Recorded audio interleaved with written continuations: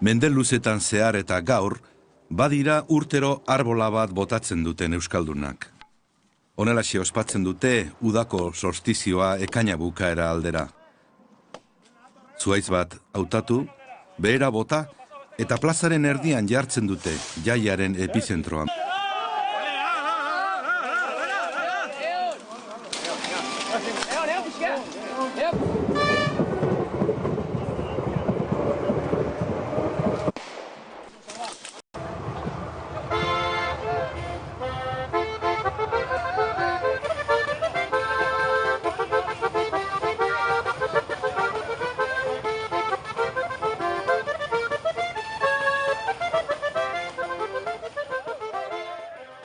Izan ere, arbola gauza asko da batera.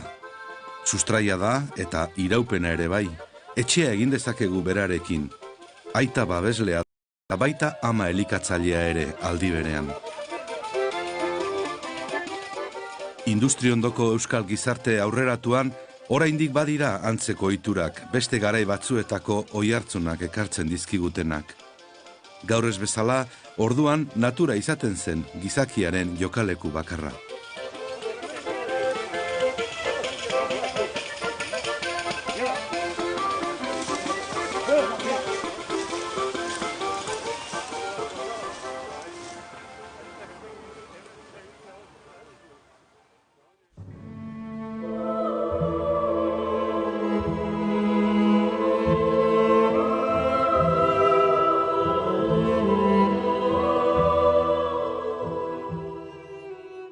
Baina euskaldunen zuhaitz simbolikoena Gernikako aritza da jakina.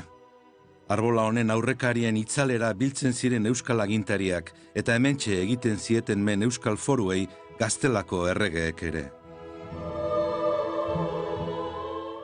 Gaur, bisita leku da Gernikako arbola, aldi berean nostalgia eta itxaropena eragiten dituen zerbait.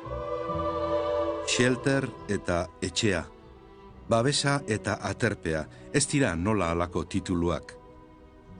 Gernika mundu guztian da ezaguna hiri martiri gisara. Garrantzi handiko eskultura hauen ondoan, arbola zaharretik hurbil, bada oroitarri bat hizkuntzalari alemaniar bati eskainia. Humboldteko Guillermo da, Humboldt baroia, estatu gizon alemaniar jakintsu bat, Berlingo Unibertsitateko sortzaileetakoa eta 19. mendeko intelektual eraginkorrenetakoa izandakoa. Europako hizkuntza zaharrenen nondik norakoak aztertzeko garaian, euskara aztertu beharko zuela ikusi zuen berehala. Baina ez da bakarra izan hala ere, euskararen jatorri eta balizko aideen ezagutzak mundu guztiko hizkuntzalariak hitzikatu izan ditu historian zehar.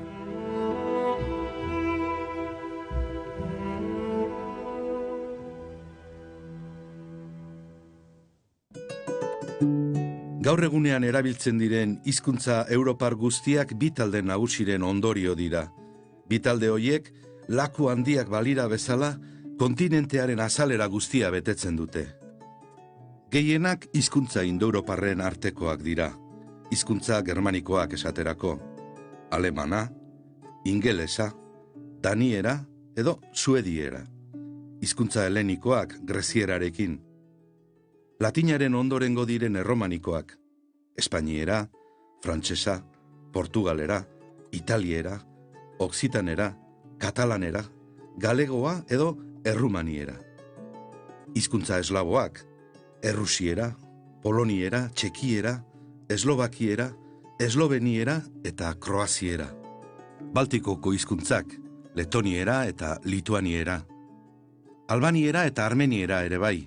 Hizkuntza zeltikoak, bretoiera, eskoziera, galesa, Irlandako gaelikoa, denek dute sorburu bera, indoeuroparra. Hizkuntza apur batzuk dira salbuespen, ungariera, estoniera, suomia eta laponiera beste batzuen artean.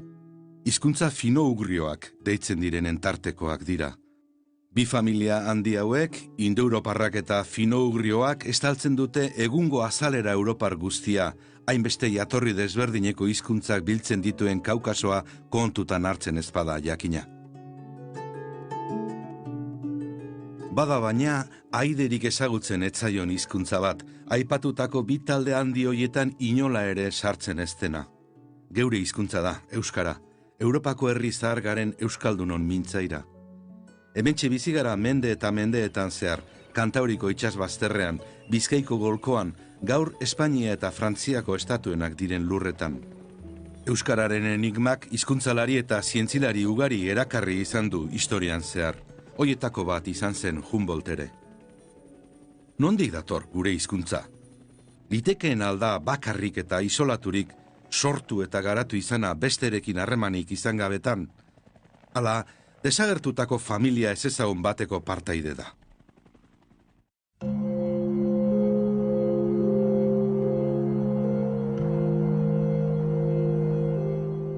Jatorri ezezaguna duten beste hizkuntzetan gertatzen den bezala, gauza ziurrik ez dakigun bakoitzean, kontakizun magiko eta mitologizatzaileetarako joera dugu gizakiok.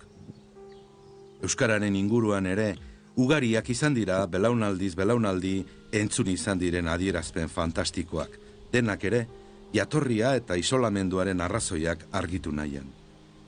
Zenbaezinak dira, euskaldunon artean txertatzen joan zaizkigun teoria, iritzi eta usteak, baina ba ote dakigu ezer. Ez dakit. Hizkuntza zerra dela bai, baina jatorria ideirik ez. Que puede ser que venga del Cáucaso. Baliteke Kaukasotik etorritakoa izatea, han baitago hitz berdinak dituen hizkuntza bat. Tienen palabras iguales. Arrakadak esaten dodaz, eta arrakadak esaten da behiz, gauza bardenagaitik adibidez katalana. Hombre, ez dakit katalanatik datorren, bai... Arrastorik ere ez daukat. Munduko hizkuntza zaharrenetakoa bai da. Gainera hori, euskaltzaindiekoi galdetu beharko litzaieke, ez da? Lengua baskorun, lengua navarrorun, esan babe beti, ez? Ez deko diaripez, uste dut Europa iparraldetik edo, baina ez dakit. Nik uste inork ez dakiela nondi datorren, baina hemengoa dela behintzat bai. Ez dakit, bertotik Euskal Herritik izango da, ezta? Latinetik eta grekotik eratorritako hauek guztiak baino zarragoa da. Santimamine eta hemen inguruko kobazuloetakoa. Patxi Alainak urtero koordinatzen du Euskararen jatorria izeneko elkarteak antolatzen duen kongresua. Badaukagu hizkuntza bat, Europako misterioa handinetakoa dena, eta misterio izaten jarraitzen da. Izan da urte askotan, bada, eta etorkizunean ere izango da, baldin eta zerbait egiten ez badugu, ez? Hor beste batek ere esaten zuen oso gauza bitxia, ez da? Oso harrigarri izango zela euskerak jarraitzea gaur egun hemen, baldin eta hemen bakarrik itxegin izan balitz. Baina oso izan balitz hizkuntza zabalduagoa antza handia Iberiarrekin edo Mediterraneoko beste hizkuntzekin edo Akitaniako hizkuntzekin, ja ezen hain arraro izango. Hau da, hor egon zen hizkuntza bat, mintza terminologian eta arlo batzuetan konpartituko zutena hainbat hitz, hori esaten dute batzuek, euskara ezela hizkuntza isolatua izan, kontrakoa, baizik, eta orduan hor ezen hain arraro izango, ez? Baina hala ere, gurea badauka meritoa, ez hizkuntza bera baizik eta zelan eutsi diogun berari, ez? Batzuek esaten dute, euskarak berak eman dizaguzke hildoak edo aukerak ulertzeko galdutako hainbat hizkuntza Europan, ez? Eta orduan, eutsi behar diogu eta ulertu behar dugu eta jorratu behar dugun bidea hor daukagu oso garrantzitsua delako. Ez bakarrik euskaldunontzat.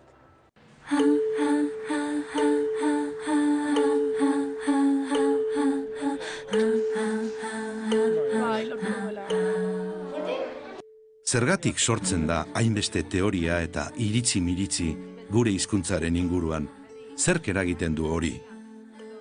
Euskara gaur hizkuntza modernoa da, garaietara egokitutakoa, bere hedabide, eskola eta unibertsitate propialekin, bere literaturarekin.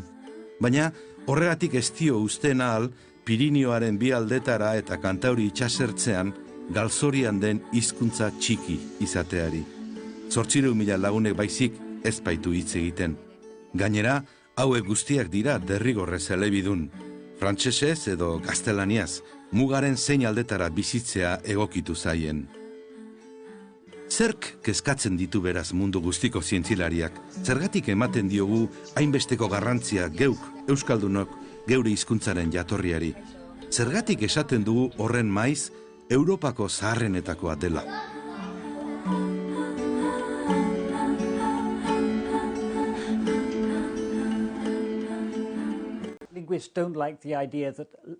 Hizkuntzalariok ez dugu gustuko hizkuntza batzuk besteak baino misteriotsuago edo zaharragoak direla pentsatzea. Galeseko jendeari Europako hizkuntza zaharrena galesa dela gustatzen zaio esatea, baina hizkuntza guztiek dute aintzinakotasun berdina. Guztiak baitoaz denboran atzera eta atzera, lengoaiaren sorrera arte. Beraz, hizkuntza guztiak dira horretan berdinak. Salbuespen bakarra, esperantoa eta berrikitan asmatutako hizkuntza modernoak dira.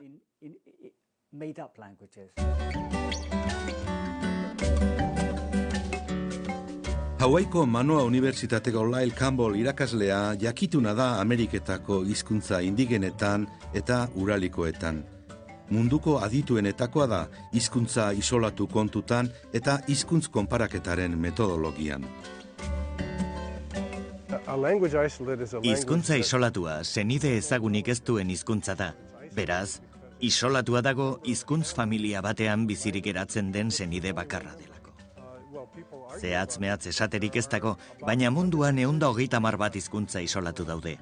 Datu garrantzitsua da hau, jende asko hizkuntza isolatu gutxi batzuk baino ez direla geratzen uste duta. Euskara da ospetsuena, ainu eta burutsaski hizkuntzekin batera. Euskara hizkuntza isolatua eta seniderik gabekoa dela diogunean, familiaren batekin aidetua dagoenik ezin dugulako frogatu da. Baina horrek ez du esan nahi sekula familiarik izan ez duenik. Baliteke aspaldiko iragan batean, euskarak bizirauten asmatu ez eta desagertu diren senideak ukanarren bere familiatik bizirik irtendako bakarra izatea. Gainera, baliteke euskarak oraindik ez ezaguna zeikun senideren bat izatea, edo ez dakigula nola bilatu. Hizkuntza guztien baitan garrantzia handia dauka toponimiak, lekuen izenak. Aldaketa linguistikoen gainetik irauten dute denboran. Sarri, hizkuntzak desagertuta ere, eurak geratzen dira aztarna adierazkor moduan. Ikertzaile zenbaitek, paleolinguistek batez ere, bere biziko garrantzia ematen diote hidronimiari. Hau da, ur multzo eta ibaien izendegiari. Hidronimiari begiratuta agian, Europako hizkuntza zaharrenak nolakoak ziren jakin dezakegu, edo jakitera hurbildu bederen. Bada ikertzaile bat, hidronimia aztertuz, euskara eta antzinako Europa zaharreko hizkuntza loturik zirela dioena. Theo Veneman da bera, Munikeko Unibertsitateko ohorezko irakaslea.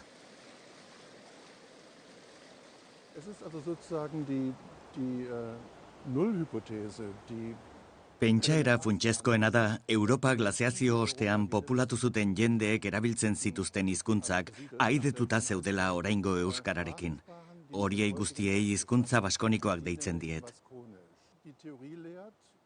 Nire teoriak adierazten du hizkuntza familia bat zela eta euskara dela horretatik bizirik dirauen bakarra. Hemen ikusten dugu Isar ibaiaren beso bat.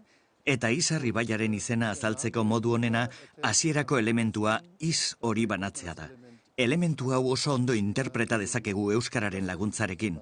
Iz da ur gorputza, hots, ibai, erreka edo talakua esateko hitz zahar bat.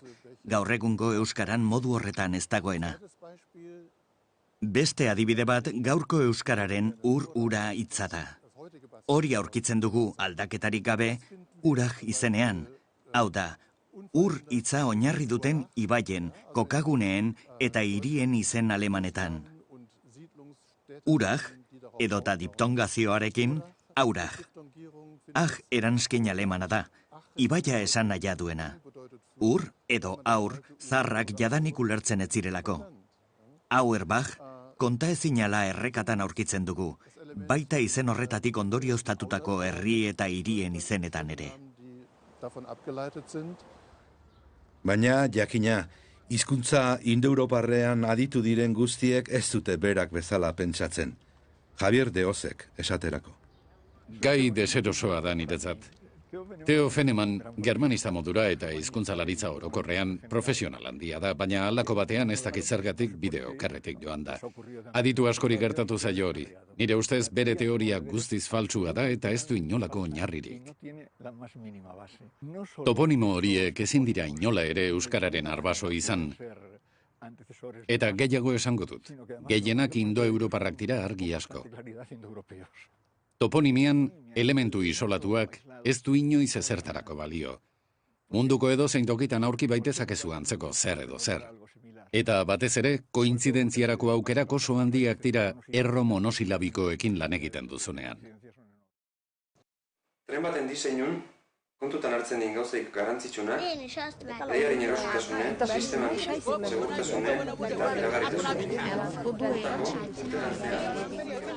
Denis Krechel irakasleak ere esana du lehenago, zaila baldin bada bi hizkuntzaren arteko ahaidetasuna frogatzea, inolako ahaidetasunik eza frogatzea, ezinezkoa gertatzen zaiola hizkuntzalaritzari.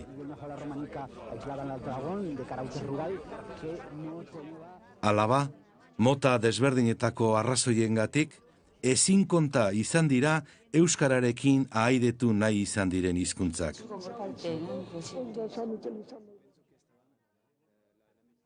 Larry Trask hizkuntzalari amerikarrak zerrenda bat argitaratu zuen.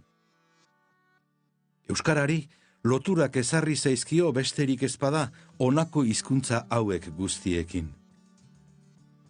Iberiera eta akitaniera zaharrarekin, indoeuroparrarekin, bereziki, latina, zeltera, grekoa, eslabiera zarra eta sanskritoarekin, piktoarekin, Afrika iparraldeko bere-bereekin, Egiptera zaharrarekin, Saharaz beheragoko hizkuntza afrikar askorekin eta sudangoekin, semitikoa, minoikoa, sumeriar eta uralikoarekin, suomierarekin bereziki, burutsaskiarekin, Indiako munda hizkuntzekin, Jeniseiko eta Siberiako beste batzuekin, Txinar tibetarrekin, Inuitarekin, Ipar Ameriketako nadene hizkuntzekin eta batez ere, Kaukasoko ipar eta hegoaldeko hizkuntzekin. Hizkuntzalaritzaren historiari erreparatzen badiogu, argi ikusiko dugu partekatutako ustezko antzekotasun gutxi batzuk aski izan direla euskara eta beste hizkuntza batzuen arteko ahaidetasunari buruzko teoria korapilatsuak eraikitzeko. Denbora alferrik galtzeko baizik ez dute balio izan. Hizkuntzen elkarren arteko antzekotasunak ia munduko edozein hizkuntzen artean aurki daitezke.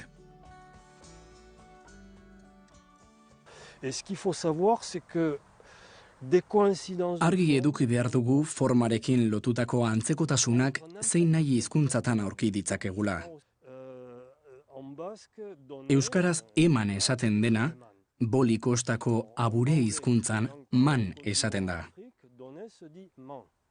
Adibide horiekin esan nahi dudana da koinzidentzia asko halabeharrez gertatzen direla munduko edozein bazterretako hizkuntzen artean.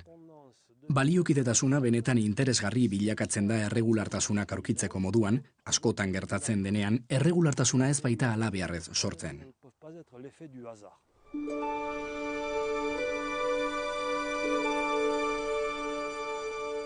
Bai, agian esan liteke galdutako enbor bateko adar dela euskara, historiaren goroldioak estalirik iritsi zaiguna.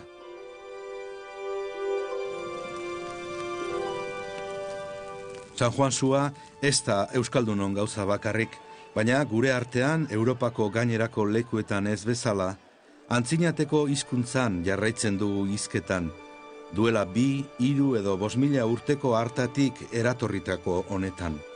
Euskaldunon jatorri ilunak, hipotesi eta iritzi ugaritarako tresna bikain bihurtzen du hizkuntza, Europa zaharra hartako basoetatik iritsi zaigun zuaitz bakan balitz bezala.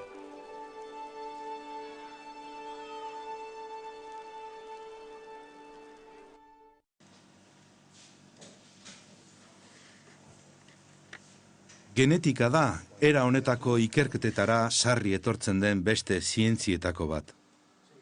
Berez, ezin du hizkuntzen arteko ahaidetasunik ez ziurtatu ez da baieztatu ere, Baina, teoria genetikoek maiz balio izaten dute giza migrazioen nondik norakoa ulertzeko eta elkarren arteko hurbiltasunak herrien artean izan duen eraginaz jabetzeko.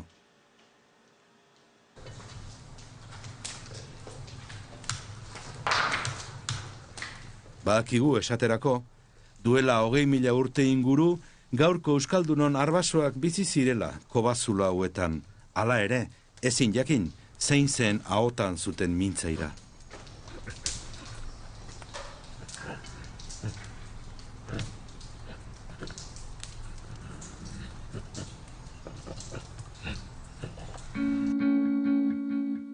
Gaurko gizakiaren garapenean eragin handienetakoa izan duen gertaera, azken izotzaldia izango zen, seguru asko. Firm glaziazioa izenaz ezagutzen da, eta duela 100.000 urte hasi eta duela 10.000 amaitu zen. Egoera hartan bizi izan zen euskal jendea, sakonki izan da aztertua genetikari dagokionean. Izan ere, garaiko gune interesgarri batean egon zen jendea gorderik, babesleku Franko-Kantabriarra deitzen den horren itsasbazterreko lurretan. Pentsatzen da, izotza erretiratu ahala, inguru hauetatik irten zirela ehiztari biltzaileak mendebaleko Europa guztia mendean hartuz.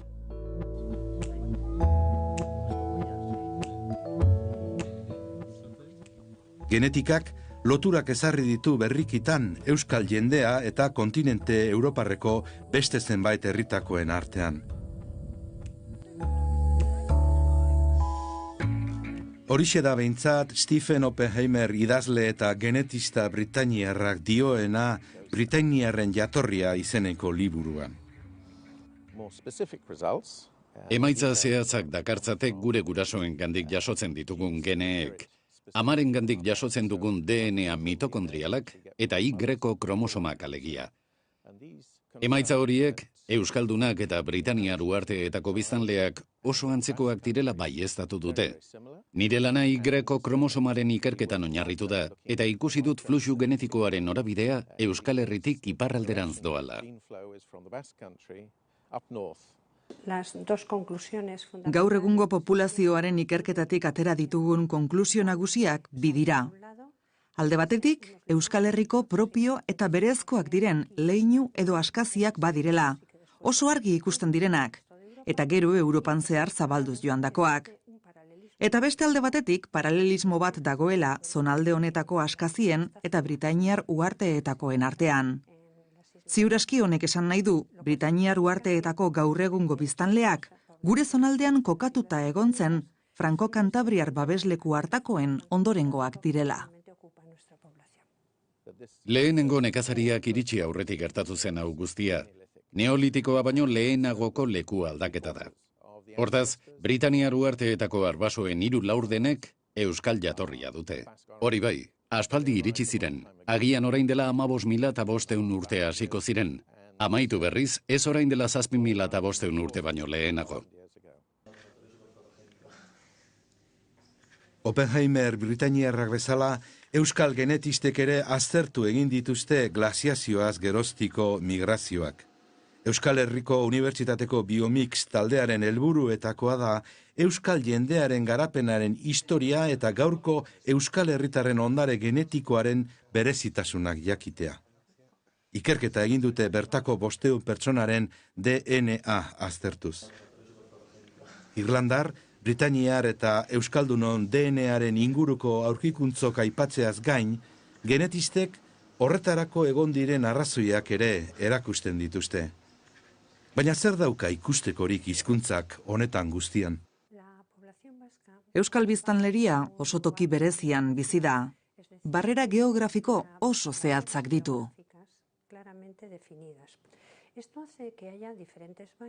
Bailarak daude, eta bailara bakoitzean, modu jarraituan eta oso aspalditik bizi diren jende multzoak ditugu. Baina bada, barrera genetikoan eragina duen beste faktore garrantzitsu bat ere. Eta faktore hori, hizkuntza da.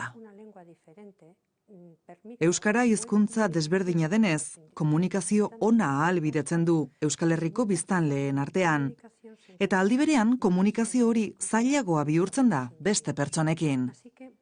Beraz, erliebea eta hizkuntza, horiek dira barrera genetikoa mugatu duten faktore nagusiak.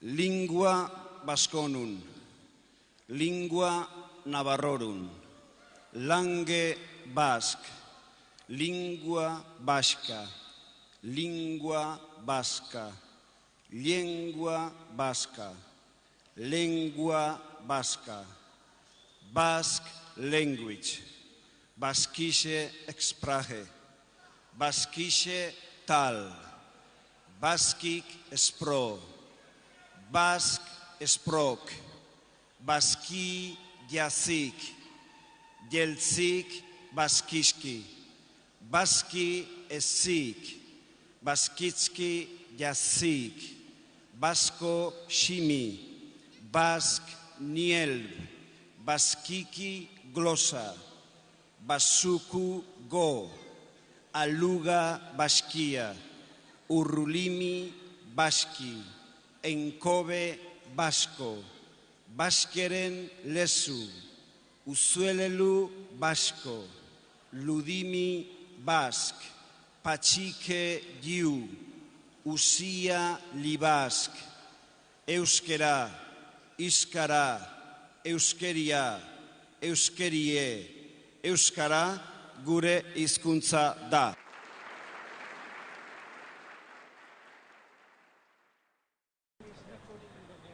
Euskal Herriko Unibertsitateko katedradun dira Joakin Gorrotxategi eta Joseba Lakarra irakasleak. Eura biak dira batiz bat, Koldo Mitxelenak zabaldutako bideetan nabarmendu direnak. Lakarrak Antxin euskara zaharra aztertzen eta berreraikitzen diardu. Gorrotxategik ostera, Akitanieraren aztarnak ditu aztergai. Auzotasuna erakusten diguten 500 idazkun inguru, gehienak giza eta jainko izenak. Antroponimo eta teonimoak beraz.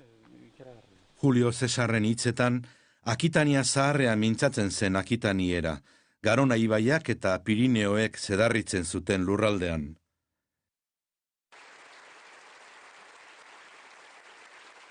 Koldo Mitxelenak, Euskal hizkuntzalaritzaren aitapontekoak esan zuen, ezin zitekela serioski egin aurrera, baldin eta espazen aitzin euskara ezagutzen. Gure hizkuntza ez orain, baita lehen ere beko mailan egonda Euskal Herrian bertan, hori da behinta berriro entzuten eta irakurtzen dira. Berru naiz atik ez ote ziren gauzak bestela gertatzen gurean. Ez baititeke izan azpiko eta morrontzako hizkuntzarik mendez mende iraungo duenik gureak bezala. Latina eta haren eragin itzela iritsi aurreko euskarari buruz ari zen Mitxelena. Kristo baino lehenaoko 5. mendetik gure arora bitartean hitz egiten zen euskara hartaz.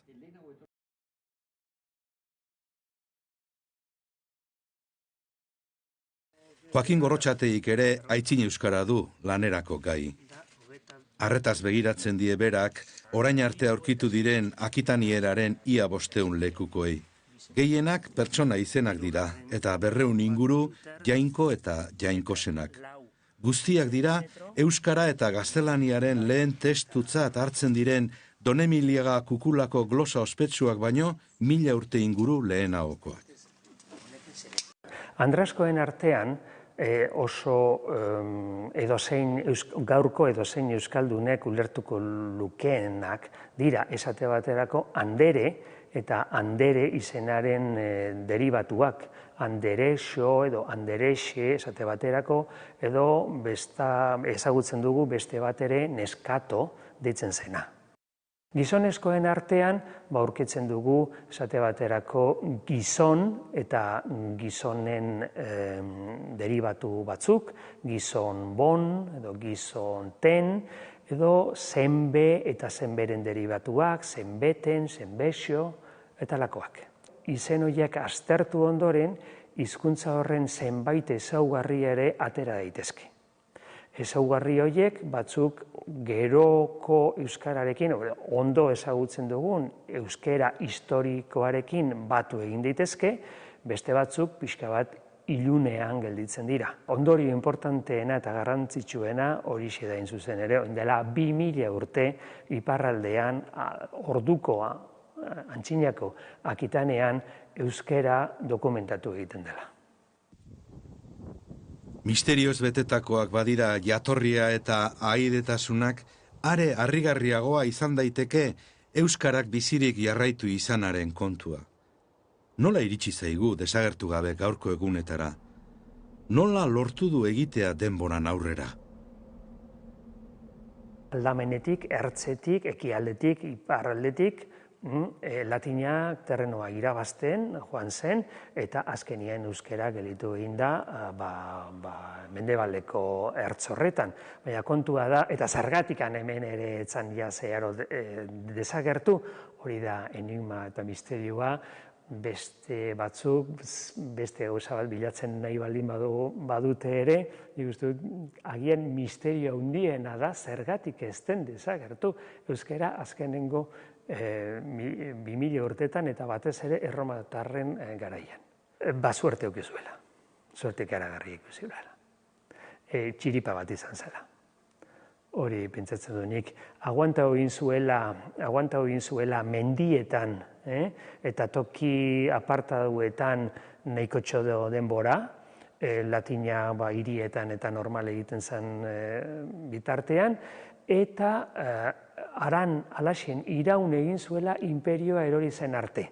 Eta imperioa erori zenean gauzak zeharo aldatu ziren. Ez zegoen orduan podere zentralik, eta orduan hemengo jendeak ez dakit aixea hartu zuten, eta beste gari batzuk etorri ziren, eta hor euskara salbatu egin zen.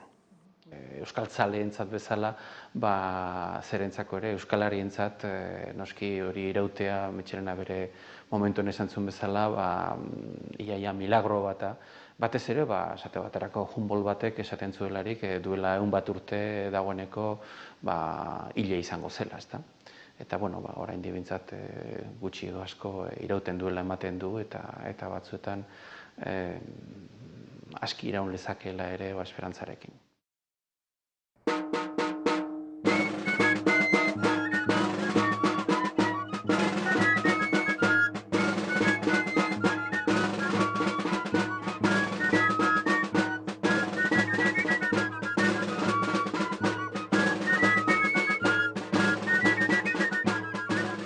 Zuhaitza, ikur eta erro baldin bada euskaldunarentzat, hizkuntza da arima.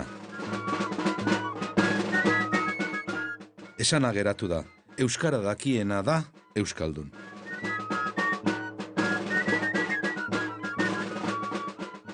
Hizkuntza da nortasuna dakarrena eta bere jatorri eta ahaide ziurrak ez ezagutzeak ezinegona ez, baina jakin nahia eragiten du besterik ezpada.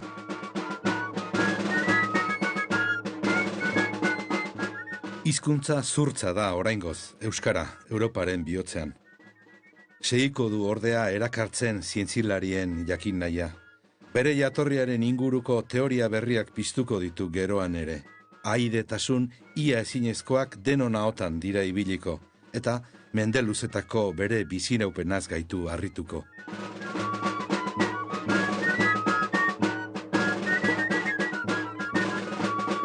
Izan ere, jatorriaren misterioak, biziraupenaren harrigarriak, garaietara egokitzeko erakutsi duen gaitasunak eta indartuz inoiz edo behin hizkuntza normalizatua izateko hartua daukan erabakiak bakana egiten dute euskara. Zalantzagabe, benetako enigma europarra.